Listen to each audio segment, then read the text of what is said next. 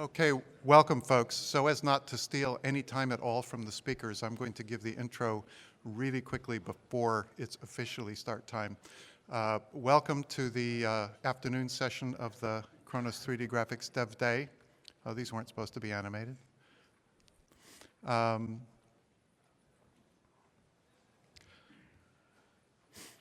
We have three sessions. The first one, so the afternoon is all Vulkan all the time. So we have a session on Vulkan on mobile right now. We'll move to talking about Vulkan on desktop in the second session at 2:40. And in the afternoon, we'll have a semi-presentation, semi-panel looking a little further back at the big picture of where Kronos has been, or sorry, where Vulkan has been and where it's going. So we hope to see you there. Our speakers for the mobile session, Alan from Croteam will talk about Talos Principle, the very first game ever run on Vulkan, which is cool. Suan will talk about his experience helping people optimize their games at Samsung. And my colleague, Hans Christian from ARM, will talk about the impact of Vulkan multipass in mobile devices. Reminder, please turn off your cell phone so it doesn't ring. Please also fill out the feedback forms for us. I'm done and I'm out of here.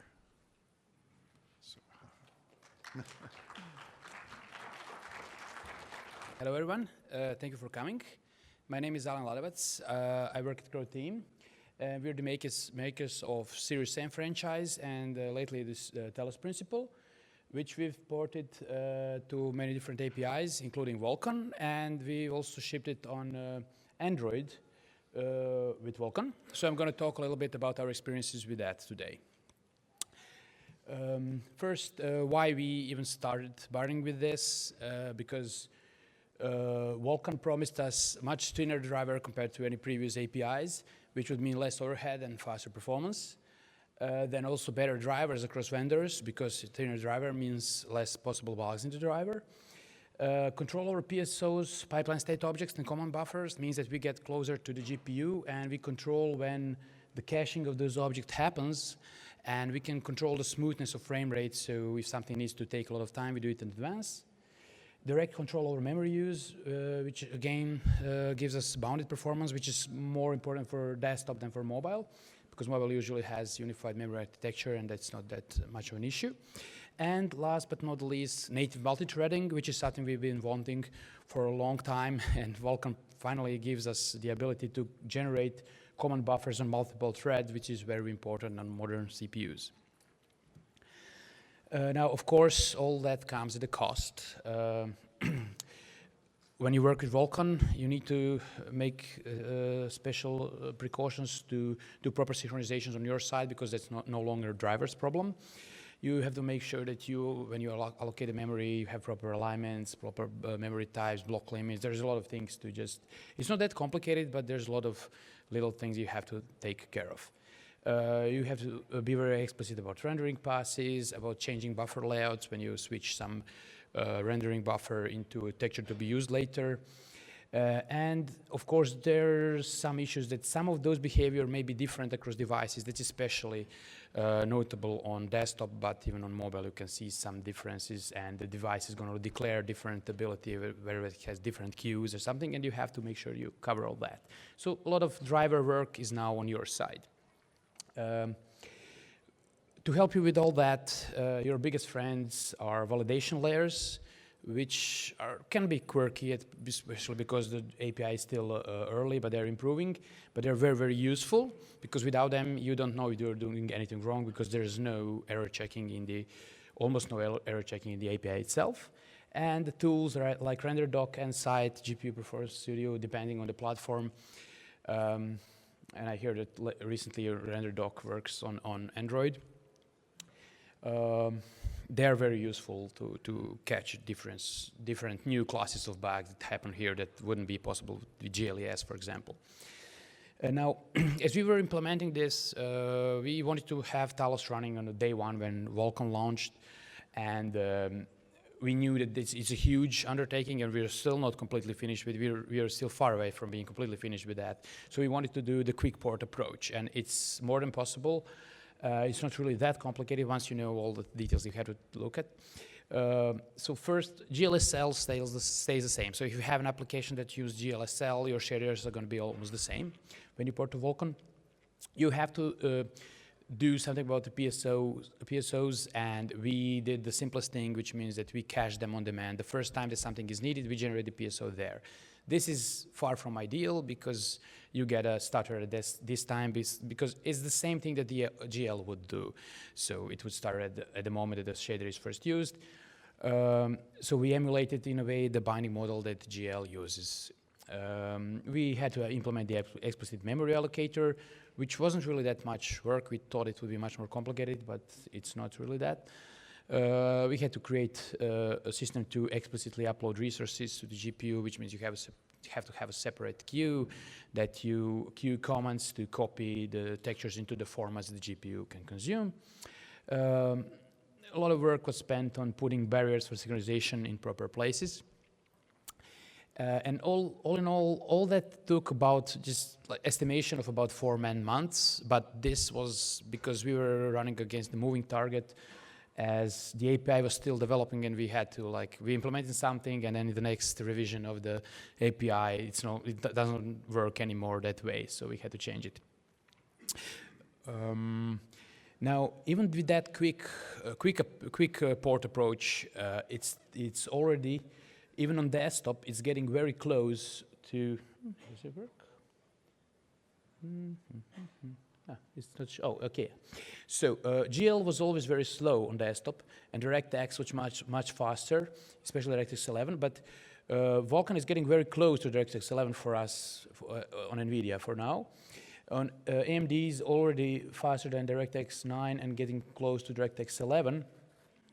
But what's more interesting is how it behaves on Android. And I think I got this wrong. This is not Android. This is Linux. So on Shield TV, which was the only device I was able to run at this time because I had some problems with drivers on other devices.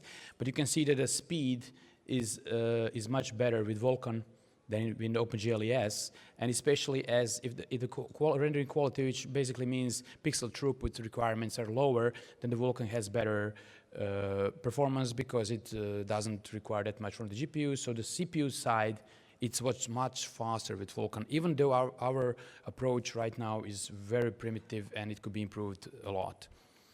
Now, this is the similar thing you see on Linux, where it's much faster on Vulkan than on OpenGL. I'm sorry about the wrong subtitle here. So observations are that already performance is very promising, but it could still be much better.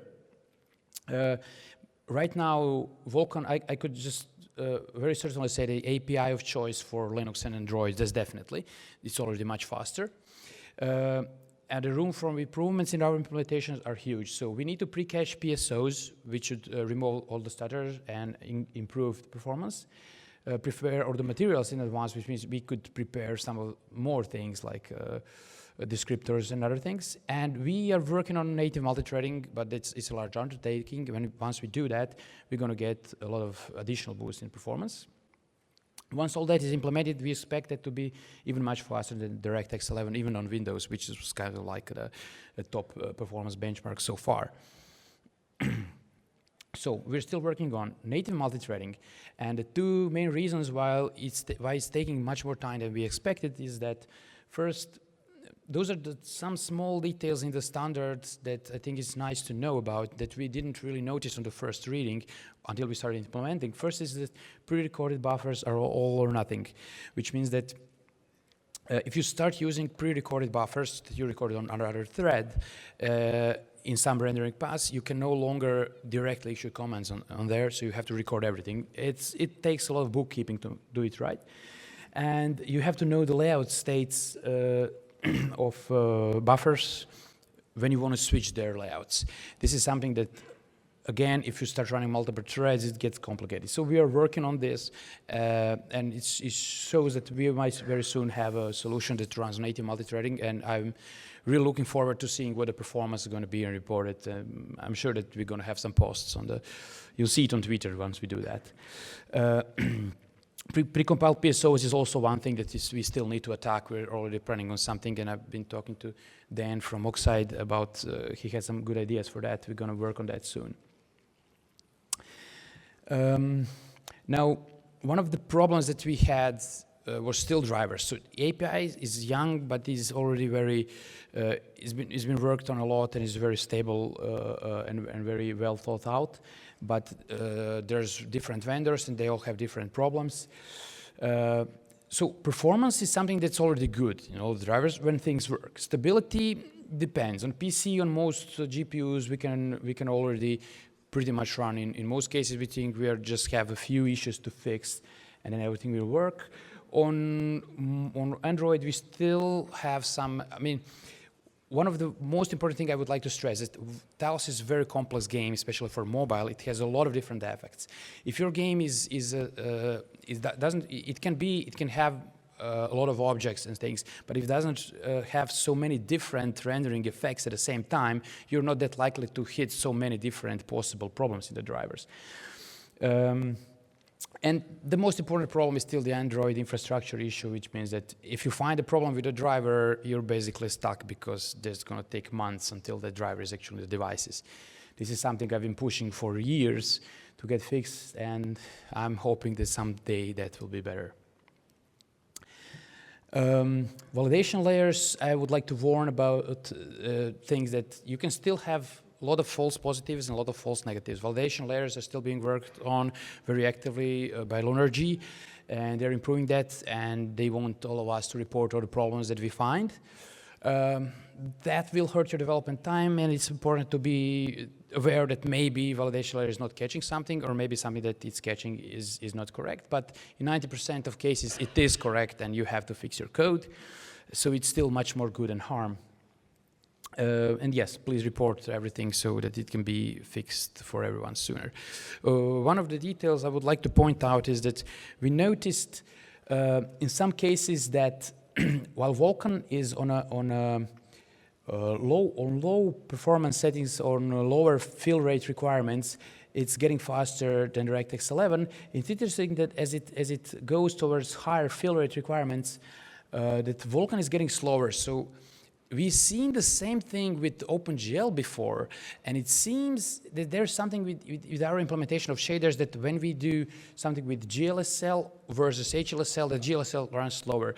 I'm very, very looking forward to the new tool it's already in production, but there are still some things that are not covered that allows you to compile HLSL shaders to SPIR-V, and we're going to look at whether that actually helps the fill rate performance. This is going to be very interesting to see it. I hope in the next few weeks, if these problems with HLSL compiler are fixed, we'll be able to check that as well. Now, yeah, if you listen to what I was saying, it seems like there's a lot of problems, but it's not really that grim. It's come a long way, and we really think that this API has not just potential, but it's already very useful, especially, for example, on Linux. People are just like, they're using it, and it's much better than OpenGL ever was. On Android as well, but there are still a few tweaks that have to be fixed for stability reasons, but it's already much faster. And I'd like to stress once again that our problems with stability are largely to do with the complexity of the game. So we're like running a very high-end, full-blown PC game, and we're running it on NVIDIA Shield. It runs almost correctly, and we'll also be running on S7. There are still some issues there, but we're getting there soon, I hope. If you have a simpler game, you shouldn't have that many problems. And the last slide, just very shortly, when should you use Vulkan? So if you do need top performance, and if you're CPU bound, because most of the optimization that you get is on the CPU side, and if you can afford a more complex implementation, it of course depends on how complex your effects are and how many different things you have to implement. It might not be that bad as it is for us, so then you have to balance all those things. But if your game doesn't need top performance, especially on the CPU side, you could still stick with OpenGL. But if you want to really push the number of objects on screen, then you should definitely go to Vulkan. It's going to be much faster. That will be all. Thank you very much, and I'll leave it over to Suan.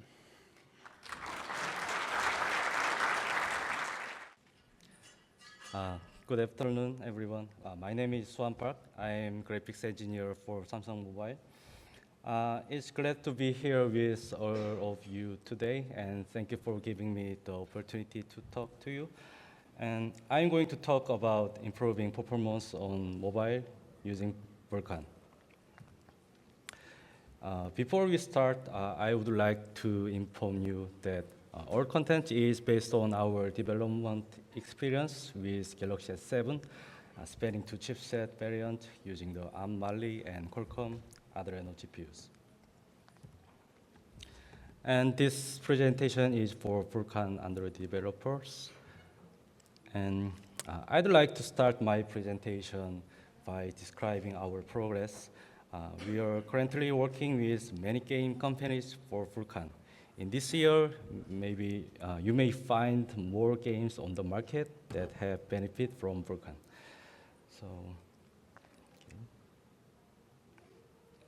So our main purpose is to enhance the game experience on mobile device. So let's see, as everyone does, we also made many concept demos. These concept demos were made to verify the Vulkan performance. Actually, it's not image, but it's actually video, but it's not working now. So let's see. Anyway, let's see the performance comparison between OpenGL ES and Vulkan. Left top demo is Snowball, and OpenGL ES version shows 11 FPS, and Vulkan is 32 FPS. And right top demo is Lego demo, and performance gap is 15 FPS. In shipping games and upcoming game case, there are also performance improvement. However, compared to the 2 cases, the concept demos have more performance improvement. Can you guess why? So where does the performance gap between concept demos and real games come from? The reason are as follows. The reason is it's not easy to find out the necessary information in render interface at once for Vulkan. So let's think about very simple renderer logic by simply looking at the order of function calls below. Initialize and set shader, set render state, set uniform data, and set texture and draw. Within this function sequence, it's easy to match the functions to be called in OpenGL ES. On the other hand, Vulkan is not. As we all know, in creating graphic pipeline, we should collect a lot of data. So within that interface, we need to store the current state somewhere and need to manage that. So that logic can be overhead. So, it's difficult to change existing interface in real game engine. So we should optimize the render logic for using Vulkan. Below is the list of optimization points. These are based from our experience during porting games and creating concept demos. Regarding uniform buffer stuff, I will cover this in detail in today's presentation. Actually, this is main topic in my talk today. And also other topics are important, but I don't have enough time, so I will skip other topics.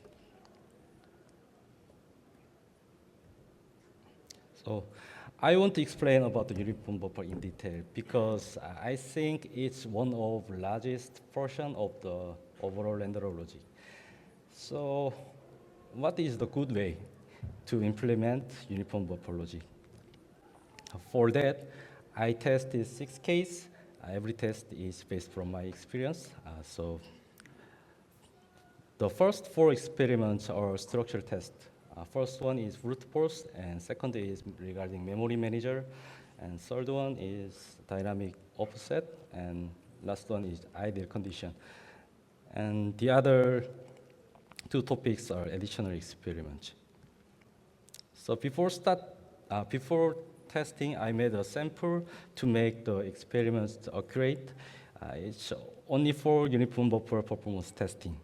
I named it just ocean box because there are so many cube box, and there is one surface for wave, and one background direct. For your better understanding, I plan to share the code on this GitHub project. Actually, subject is prober process. So for an easy understanding of the source code, please refer to the diagram provided.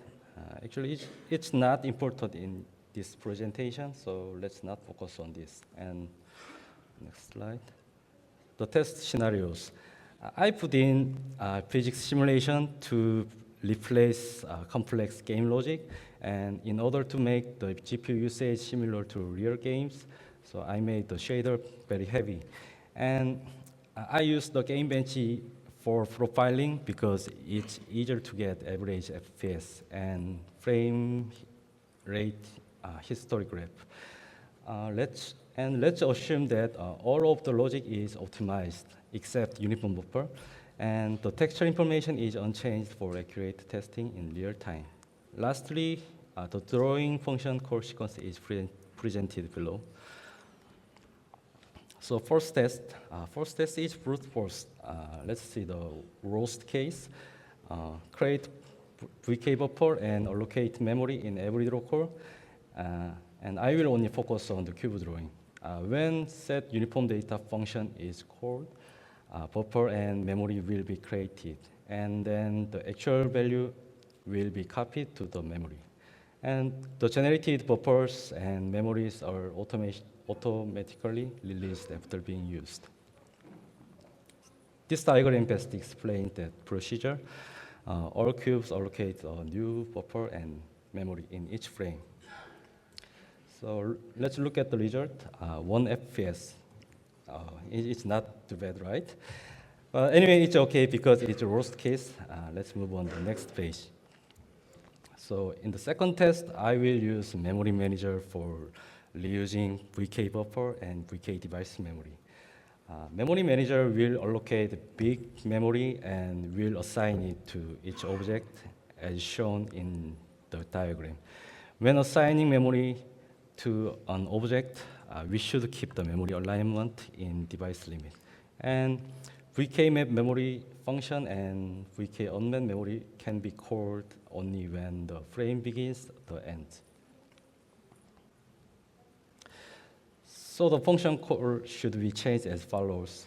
Change the existing buffer creation and memory allocation function to get the buffer hand and memory hand from memory manager.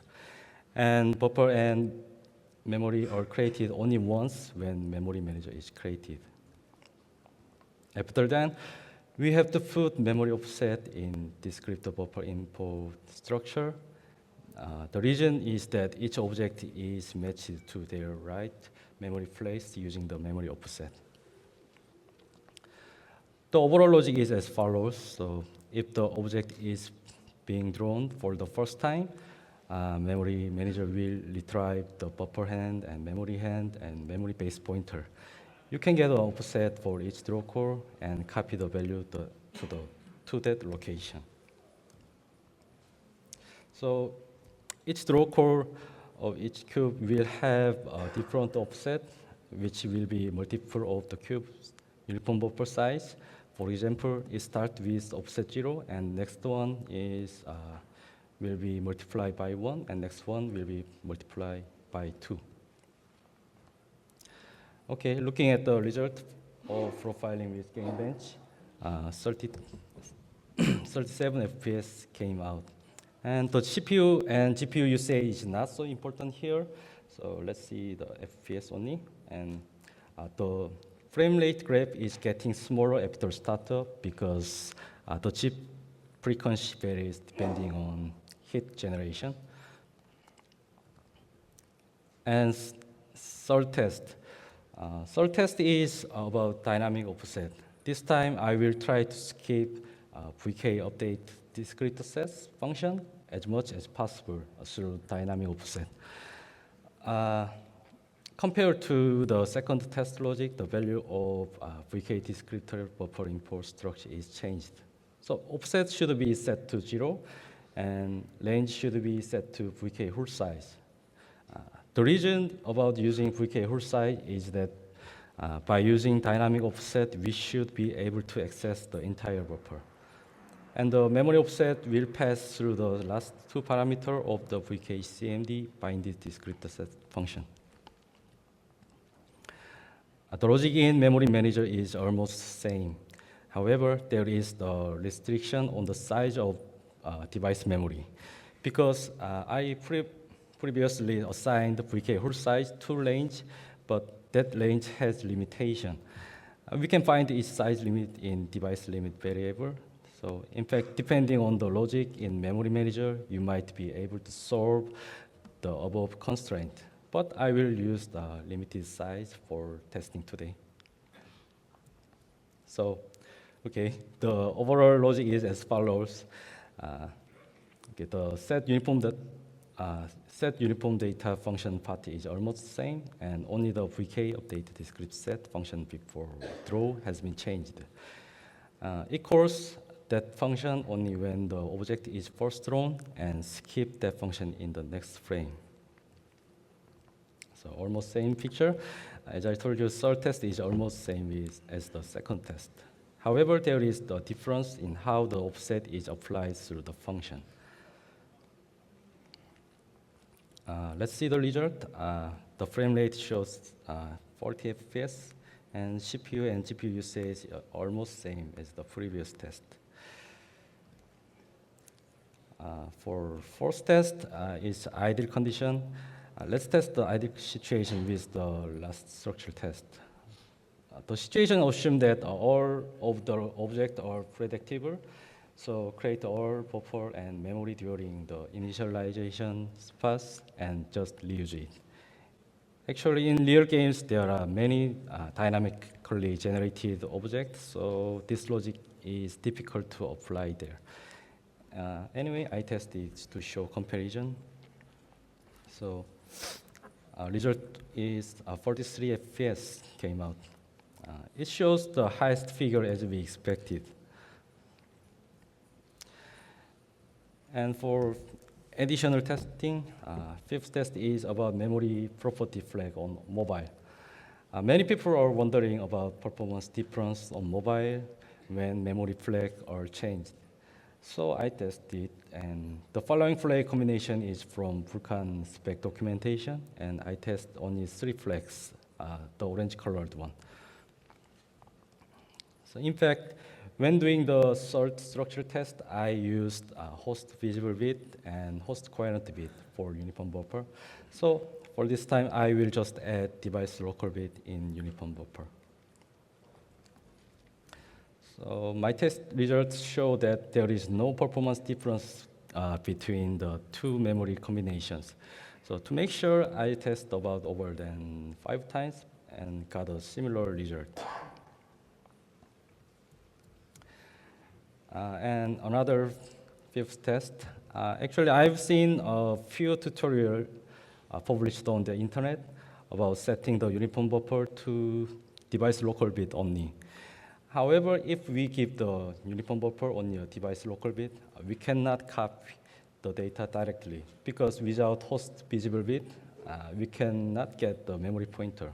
Whatever it is, I will test it to find out if this is a good idea or not. As I said before, we cannot get memory pointer directly, so we should create a staging VK buffer with host visible bit and copy the data at there. After then, using VKCMD copy buffer API, we can copy the actual data. It seems to be slow even if I just look at it. Okay, as we expected, it's not good, 18 FPS. So let's move on to the next page. And lastly, I test about push constant. As we all know, it can partially replace the uniform buffer, and it's helpful to improve performance. The effect is GPU dependent, and they are very easy to use. By the way, I wanted to test it whether it's always useful or not. So let's think about the worst case again. So if push constant data is changed in every draw call, is it helpful for performance? So the result is not good actually. 36 FPS. Compare than 40 FPS, it's lower. So I want to say misuse can be poisonous for performance. And this is the summary of our test from 1 FPS to 43 FPS. But please remember, structure selection depends on your renderer interface in your engine, and please use this result for reference only. And other topic, maybe I already over the time, so okay. Please use pipeline cache because it's really nice for performance. And there are 3 ways to clear frame buffer, and please use it in proper way. If not, FPS is not good actually. And geometry sorting improve cache read write efficiency, and avoid duplicate function calls as much as possible. And reusing VK pipeline also really important. And render path frame buffer also, yeah. Reusing render path frame buffer are also essential. And wrap up is finally over. Vulkan gives CPU offload and predictable behavior by explicit control and various ways to optimize games. And no more driver magic, so you need to manage things by yourself. Okay, thank you for your attention. All right, I'm Hans Christian. I work for ARM. This talk's going to be about multipass in the context of deferred shading on mobile, which we have been working on quite a bit the last year, and comparing it to regular multiple render targets. So this talk is split up into 3 sections. What is multipass? Because it's a kind of an obscure feature that is no other API currently has. And then what does multipass allow a driver to do? Because the whole point of multipass is to give the driver the opportunity to optimize a lot. And most importantly, what does it allow a developer to do compared to making many different shader variations for different platforms? Also a little bit about transient images and lazily allocated memory, which is not something you usually use. It doesn't make sense on desktop, but it makes very much sense on mobile. And finally, some case studies with performance metrics, starting from the very basic test that just does a few cubes up to a very, very complex scene. So multipass works in the way that you have a render pass in Vulkan with a begin and an end. But you can have multiple subpasses within these render passes, which are sort of logical passes that do one thing, and they are connected together with dependencies.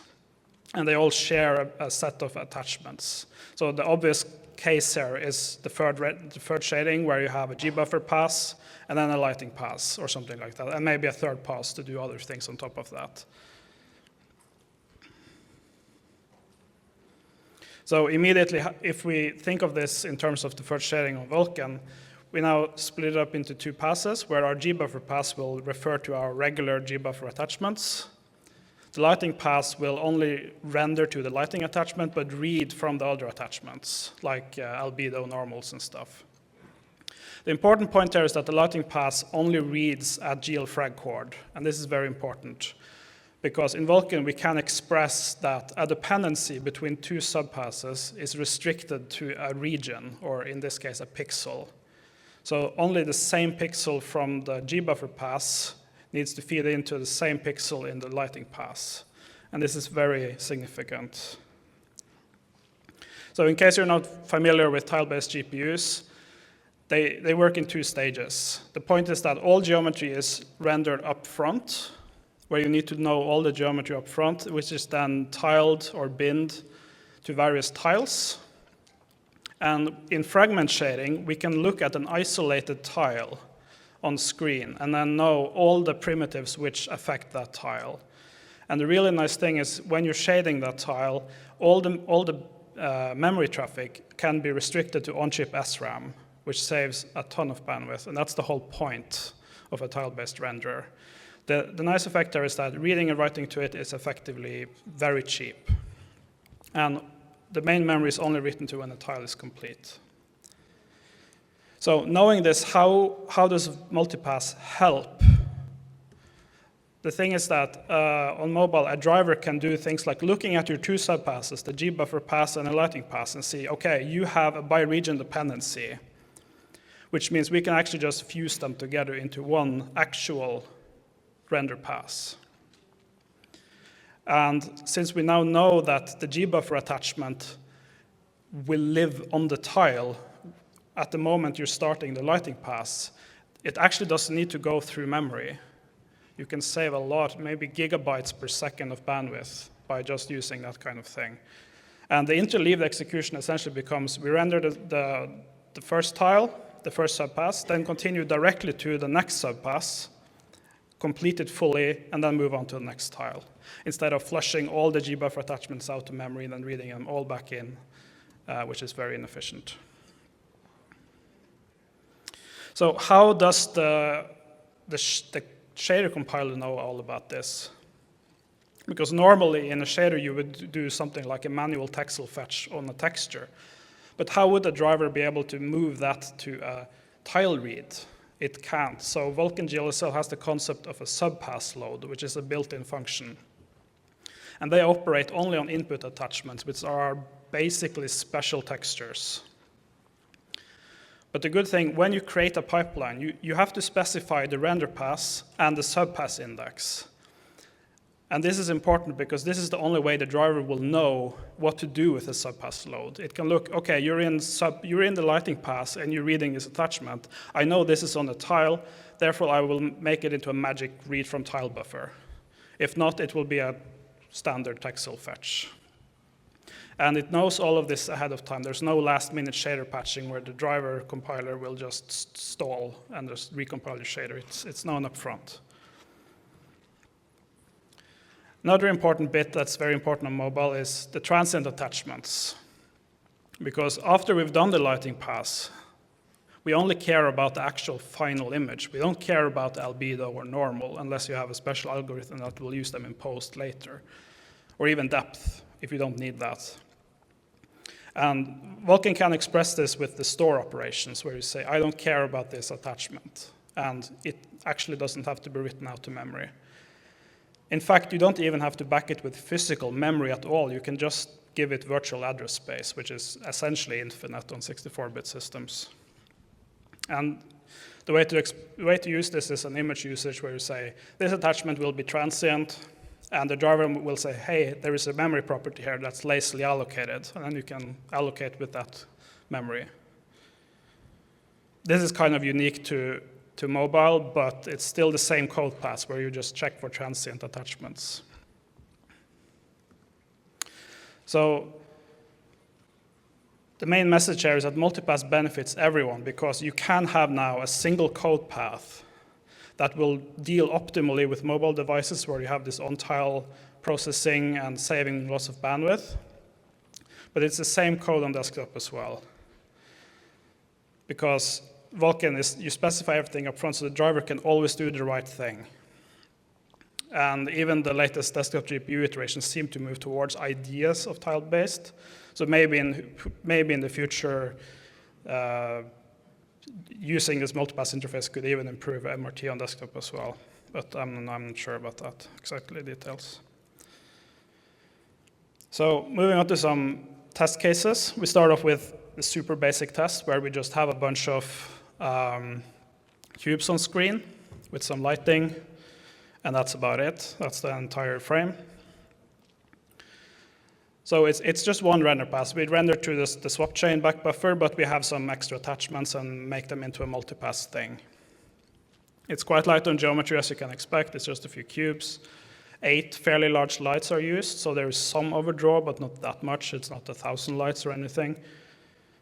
And what we want to benchmark here is the performance and bandwidth of multipass using the subpass fusing technique, and then a classic MRT solution where we do it all the way of rendering out the textures and reading them and so on.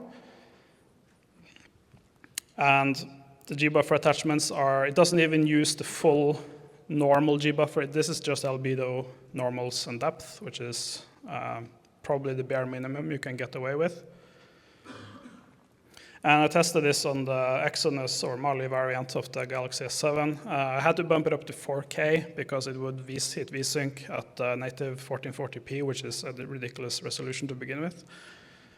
The end result was kind of surprising. Usually, this kind of scheme is designed to save bandwidth, not necessarily performance, but we did get a 30% FPS improvement, which is probably the best case you can hope for, and a massive 80% bandwidth reduction. And considering bandwidth is one of the key things that will steal battery life, this is very, very nice. And as you can see in the MRT graph, you can probably tell what is the gbuffer pass and what is the lighting pass here by looking at the bandwidth graphs. So continuing on to something more realistic, this is the sponsor scene. The geometry content for a mobile app is still mid-high complexity, 200K triangles. The budget is usually 100K. We added 610 spotlights with full PBR, shadow maps on some of them, reflection probes, full HDR pipeline this time with adaptive tone mapping. It's pretty desktop-like, not exactly AAA, but pretty reasonable. So that's what the scene looks like without any lights. Then we add lots of spotlights in the scene. We add a projective texture on top for fun, because why not? This is the overdraw. This is drawn using the traditional method of drawing light volumes, because fill rate is essentially free. It doesn't cost bandwidth. It's only fragment processing time. So we decided to go for this scheme. But we still want to get better or remove some of the overdraw. So we try this ancient technique of stencil culling, where you update your stencil state, you render back faces to set stencil, you then swap it back again to front facing, and then you get a very clean intersection and the minimum amount of overdraw you can possibly have. All right.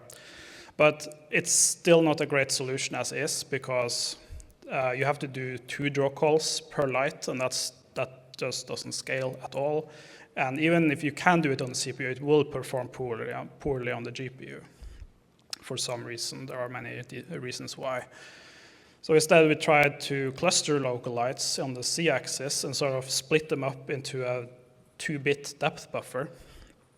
And since fill rate is really cheap, we just render, or we peel out a 2-bit depth buffer, and then we get something that is close to a double-sided depth test, but not quite. But it did help a little bit. So that's what the stencil buffer looks like after the gbuffer pass. It's quite visible. There is some kind of slicing in the depth direction here.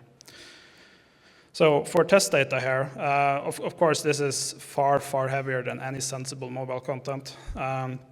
And this was at 1440p as well. Normally, you would probably do it at 720p.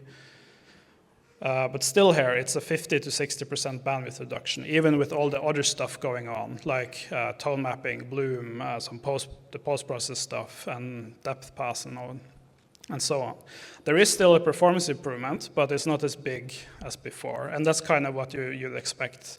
A small performance increase, but a huge bandwidth saving. And I'm not sure if you can see it, but it's 70 millisecond versus 82. So not 60 FPS, but that wasn't the point of this test. So moving on to something even more complex, just to push it to the limits. We showed a demo last year, last year's GDC, as a Vulkan tech demo.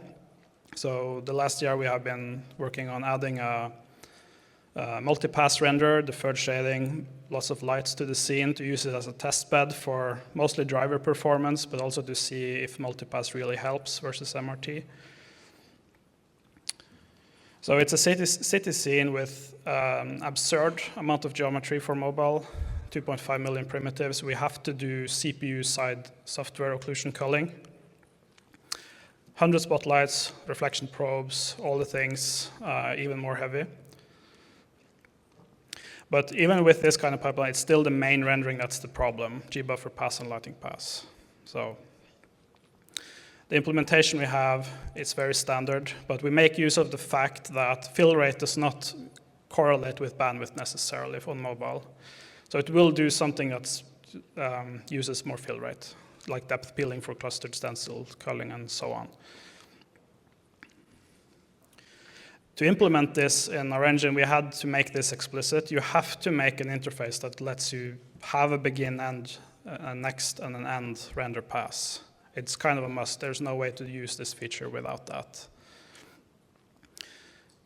We had a system to deal with the gbuffer attachments, which turned out to be cleaner in the end, where we say up front we have some virtual attachments that are allocated on demand with transit attachment, and it just works, which is nice.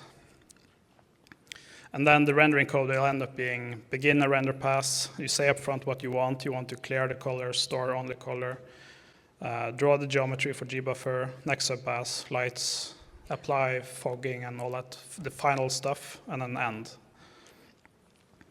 And in the end, as expected, FPS improvement reduced a bit to 12%, still nice. Still a good 50% bandwidth save. And this time we tried to measure the actual GPU power, and it was a 25% power reduction on the GPU, which should translate to a pretty nice improvement in battery life for this kind of rendering.